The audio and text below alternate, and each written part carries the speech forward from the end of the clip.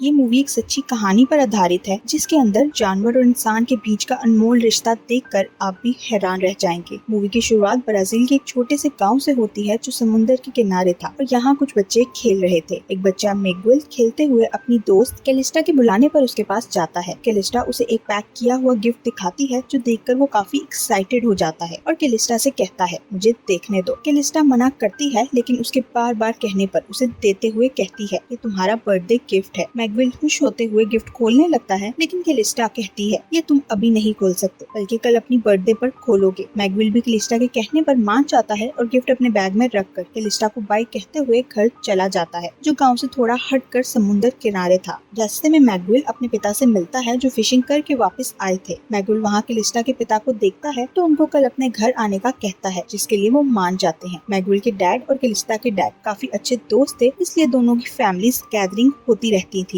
मैगुएल अपने डैड के साथ घर जाते हुए उनको याद करवाता है कि कल वो अपने डैड के साथ फिशिंग पर जाएगा, जिस पर उसके डैड उसे कहते हैं तुम्हारा स्कूल है, लेकिन उसकी जिद के आगे कुछ नहीं कर पाते। मैगुएल और उसके डैड घर पहुंचते हैं तो उसकी मॉम कुछ मीठा खाने के लिए बना रही थी जो वो मार्केट में सेल करती थी। मैगुएल अपने बैग से कैलिस्टा का गिफ्ट निकालता है तो उसकी मॉम कहती है तुम्हारे दोस्त तुम्हारी बर्थडे के लिए काफी एक्साइटेड है, जिस पर मैगुएल कहता है दोस्त नहीं सिर्फ कैलिस्टा। वो कैलिस्टा का गिफ्ट अपने बैग से निकालकर एक बॉक्स में रखता है और उसे अपने बेड के नीचे रख देता है। फिर वो सॉन्ग प्ले करता है और अपनी मॉम के साथ डांस करने लगता है। तभी उसके डैड भी आ जाते हैं और वो सब मस्ती करने लगते हैं। उसकी फैमिली एक परफेक्ट हैप्पी फैमिली थी लेकिन वो नहीं जानते थे ये उनकी खुशियों की आखिरी रात है। अगली सुबह मैगुएल जल्दी जागता है और अपने डैड के साथ फिशिंग पर जाने के लिए बोट में बैठता है। वो लोग समुद्र में कुछ ही दूर जाते हैं कि मौसम खराब होने लगता है। ये देखकर मैगुएल के डैड उसे वापस चलने का कहते हैं लेकिन वो नाराज होने लगता है जिस पर उन्हें आगे बढ़ना पड़ता है। तभी जोरदार तूफान आता है और उनकी बोट उलट जाती है। मैगुएल के डैड उसे काफी ढूंढते हैं लेकिन वो उन्हें कहीं नहीं मिलता और उनकी दुनिया ही उजड़ जाती है। यहीं पर सीन कट होता है और हमें एक आइलैंड दिखाया जाता है जहाँ पर हर तरफ पेंगुइन ही पेंगुइन थे। वो सब पेंगुइन्स एक दूसरे के साथ मस्ती कर रहे थे लेकिन उनमें से एक पेंगुइन सबसे अलग था जो अकेला ही एंजॉय कर रहा था। पेंगुइन्स पानी में एंजॉय करते हैं और सबसे अलग रहने वाला पेंगुइन अपने साथियों से अलग अकेला ही पानी में तैरता मस्ती करता आगे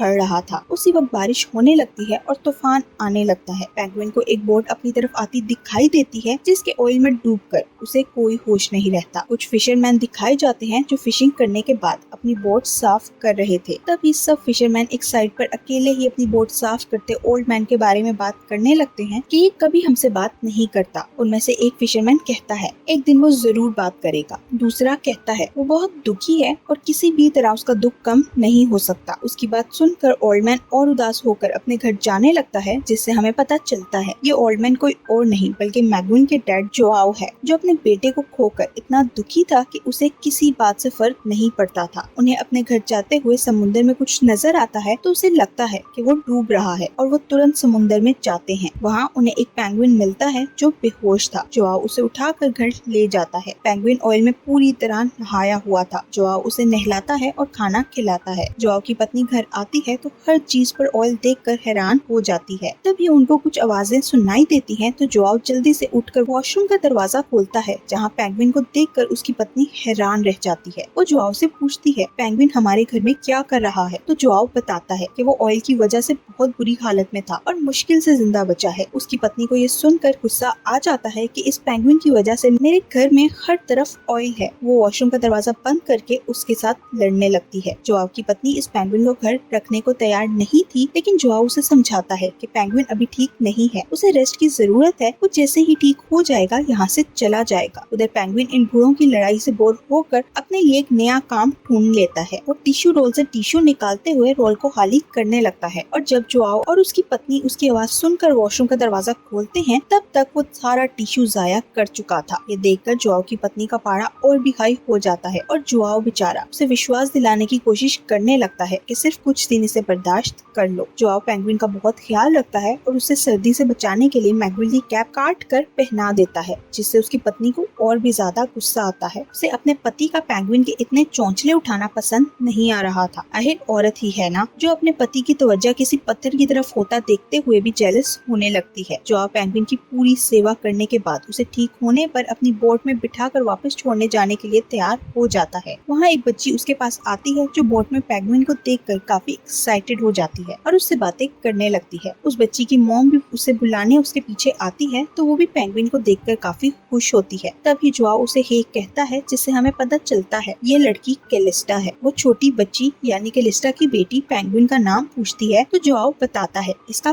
कोई नाम नहीं, जिस पर वो कहती है इसका नाम डिंडम है। जोआओ को भी ये नाम अच्छा लगता है। फिर वो डिंडम को उसके आइलैंड पर छोड़ने जाता है। वहाँ छोड़कर वापस जाने लगता है तो डिंडम उसके पीछे चलने लगता है। जोआओ उसे कहता है तुम मेरे साथ नहीं जा सकते, तुम्हें अपने घर रहना होगा। डिंडम फिर भी उसके पीछे आने लगता है, लेकिन जोआओ उसे वहीं छोड़कर दिल पर पत्थर रखे वापस अपने घर चला जाता है। जोआओ जब वापस घर जाता है तो वो काफी परेशान और उदास होता है, जो देखकर उसकी पत्नी कहती है तुमने वही किया जो पेंगुइन के लिए ठीक था। जोआओ उसे बताता है उसका नाम डिंडम है, जो कि लिस्टा की बेटी ने रखा है। उसकी पत्नी को भी यह नाम काफी अच्छा लगता है। समय बीतता जाता है और एक दिन जोआओ की पत्नी देखती है पेंगुइन फिर बिन बुलाए मेहमान बनकर उनके घर आ गया है। जोआओ उसे देखकर हैरान रह जाता है। वो अपनी पत्नी को खुशी खुशी बताता है कि डिंडम वापस घर आ गया है। वो पूछती है तुम इसे कहाँ छोड़कर आए थे, तो जोआओ बताता है आइलैंड पर, जिस पर वो भी हैरान होती है कि ये वापस कैसे आ गया। जोआओ उसके वापस आने पर बहुत खुश था और फिर से जी उठा था। वो डिंडम के साथ बाहर जाता है और बाकी फिशरमैन से डिंडम के लिए फिश मांगता है।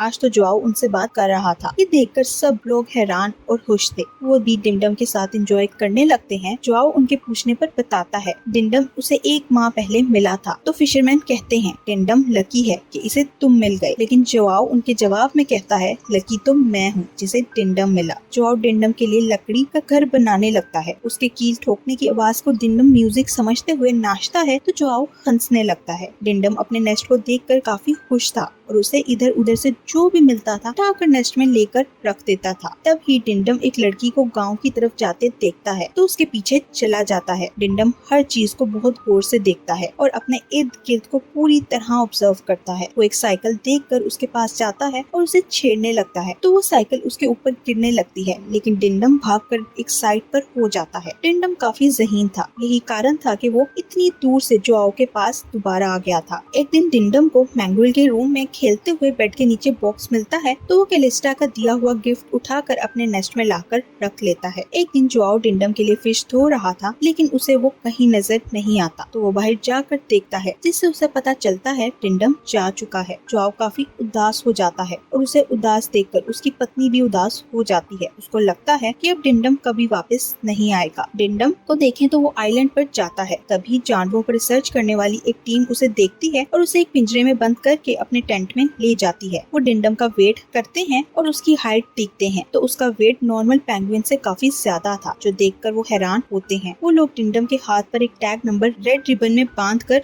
लगा देते हैं और उसे वापस छोड़ देते हैं, क्योंकि वो उस पर रिसर्च करना चाहते थे। उन लोगों को पता चलता है कि पेंगुइन्स के अंदर कोई जीपीएस ट्रैकर जैसा सिस्टम है, इसलिए वो कितना भी दूर चले जाएं, अपने नेस्ट और लोगों तक वापस आ ही जाते हैं। वो लोग डिंडम से दोबारा मिलते हैं तो डिंडम एक टीम मेंबर को एक ढक्कन देता है, जिससे पता लगता है कि वो उसे पसंद करता है। वो लोग डिंडम के बर्ताव से काफी हैरान थे, जो अपने साथी पेंगुइन से पूरी तरह मुख्तलिफ था। उधर जोआओ डिंडम का खाली घर देखकर इतना दुखी हो जाता है कि उसे तोड़ने लगता है, लेकिन उसकी पत्नी उसे मना करती है और डिंडम के घर को एक शीट से कवर कर देती है। समय बीतता जाता है। एक दिन जोआओ घर के बाहर कुछ काम करते हुए एक आवाज सुनता है तो वो डिंडम के नेस्ट से शीट उठाता है तो उसे अंदर डिंडम नजर आता है, जिसे देखकर जोआओ खुशी से पागल हो जाता है। वो अपनी पत्नी को आवाजें देता है कि देखो कौन आया है। वो भी डिंडम को देखकर काफी खुश होती है, क्योंकि उनकी उदास और फीकी जिंदगी में डिंडम के आने से रौनक और खुशी वापस आ जाती थी। जोआओ डिंडम के आने पर बहुत खुश था कि उसे लेकर गाँव जाता है तो सब लोग उसे देखकर हैरान रह जाते हैं। डिंडम को देखकर लोग जोआओ के इर्द गिर्द जमा होकर वीडियो और पिक्चर्स बनाने लगते हैं और उससे पूछते हैं क्या ये तुम्हारा पेट है, जिस पर जोआओ कहता है कि मेरा फ्रेंड है। वो बड़े गर्व से सबको बताता है कि इसे हमारे साथ रहना पसंद है, इसीलिए बहुत दूर से हमसे मिलने आता है। एक लड़की लाइव स्ट्रीमिंग करते हुए डिंडम और जोआओ की वीडियो बनाकर सोशल मीडिया पर डाल देती है, जिसमें वो बताती है कि ये पेंगुइन हर साल अपने उस दोस्त से मिलने आता है जिसने इसकी जान बचाई थी। ये वीडियो पेंगुइन्स पर रिसर्च करती टीम देखती है और वो लोग काफी हैरान होते हैं कि आखिर एक पेंगुइन इतना स्वीट कैसे हो सकता है। तभी उनको उसके टैग वाला रिबन देखकर लगता है ये वही पेंगुइन है जिस पर वो रिसर्च कर रहे थे।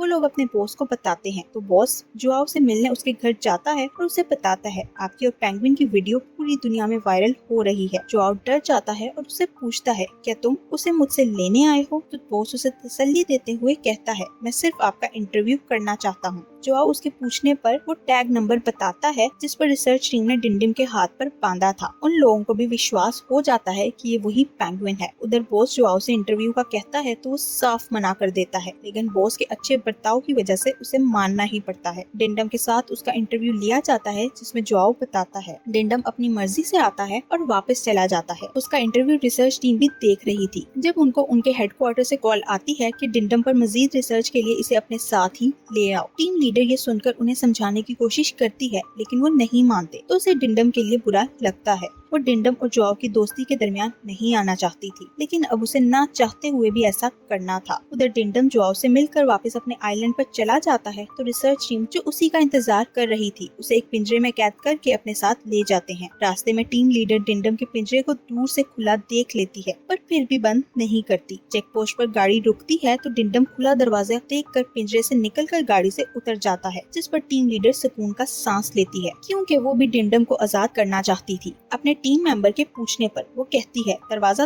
तुमने खुला छोड़ा था इसलिए डिंडम चला गया। उसे डिंडम की फिक्र नहीं थी क्योंकि वो हर तरह के हालात से निपटना जानता था और उसे यकीन था कि वो सही सलामत अपनी मंजिल पर पहुंच जाएगा। दूसरी तरफ जोआओ और टीवी इंटरव्यू लेने वालों को डिंडम के दोबारा आने का इंतजार था। इंटरव्यू टीम को डिंडम का नेस्ट दिखाते हुए जोआओ को उसके अंदर रखी चीजों में मैगविल को दिया हुआ कैलिस्टा का गिफ्ट मिलता है। सब लोग जोआओ के घर पर डिंडम का वेट करते थक जाते हैं लेकिन डिंडम नहीं आता, जिस पर सब निराश होकर वापस चले जाते हैं। जोआओ डिंडम के लिए परेशान था। उधर डिंडम उन मुश्किल रास्तों पर चलते हुए पहाड़ी से नीचे गिरकर जख्मी हो जाता है। जोआओ को भी उसी समय बुरा सपना आ जाता है। उसकी पत्नी उसे हौसला देती है तो वो कैलिस्टा का मैगविल को दिया हुआ गिफ्ट अपनी पत्नी को दिखाता है जिसके बारे में उसे पहले से पता था, लेकिन वो कभी खोलने की हिम्मत नहीं कर पाई थी। वो दोनों एक दूसरे की हिम्मत बांध कर उस गिफ्ट को खोलते हैं तो देखते हैं उसमें 2 रिंग्स थी, यानी कैलिस्टा मैगविल से शादी करना चाहती थी लेकिन किस्मत में ऐसा नहीं होने दिया। ये देखकर वो दोनों रोने लगते हैं। जोआओ सारा दिन बाहर बैठा डिंडम की राह तकता था, जो देखकर उसकी पत्नी कैलिस्टा और उसकी बेटी डिंडम को जल्दी लौटाने के लिए दुआ करते हैं ताकि जोआओ दोबारा खुश रहने लगे। डिंडम का वेट करते हुए दुखी होकर जोआओ अपनी पत्नी से उस रात की बात करता है जब उसका बेटा उससे हमेशा के लिए जुदा हो गया था। वो कहता है मैंने बहुत कोशिश की थी लेकिन मैं उसे नहीं ढूंढ पाया। उसकी पत्नी उसे कहती है मैंने कभी इसके लिए तुम्हें कसूरवार नहीं समझा। ये सुनकर जोआओ के दिल से एक बोझ कम हो जाता है। जोआओ को अब डिंडम की चिंता होने लगी थी, इसलिए वो अपने साथी फिशरमैन से कहता है मुझे उसे ढूंढना है, मेरी मदद करो। वो लोग जो उसके बेटे के खोने पर कुछ नहीं कर पाए थे अब उसकी मदद करना चाहते थे, इसलिए वो सब लोग अपनी बोट्स निकाल कर डिंडम को ढूंढने के लिए समुद्र में निकल जाते हैं। बहुत ढूंढने के बाद भी उन्हें कोई निशान नहीं मिलता, जिस पर सब निराश होकर वापस आ जाते हैं। वापस आते हुए जोआओ को पानी में डिंडम नजर आता है जो जोआओ से मिलने के लिए जख्मी होने के बावजूद समंदर में तैरते हुए मर गया था। जोआओ पागलों की तरह खुद बोट से उतरकर समुद्र में तैरते हुए डिंडम को लेने जाता है। उसे बोट पर लाता है तो उसे मुर्दा देखकर रोने लगता है, जिस पर बाकी सब लोग भी दुखी हो जाते हैं। तभी डिंडम आंखें खोल लेता है। ये देखकर जोआओ की जान में जान आती है और उसके साथी भी डिंडम को जिंदा देखकर खुश होने लगते हैं। जोआओ अपनी पत्नी और कैलिस्टा की फैमिली के साथ डिंडम की वापसी को सेलिब्रेट करते हुए पार्टी करता है। मैगविल के बाद ये पहली बार था कि वो इतना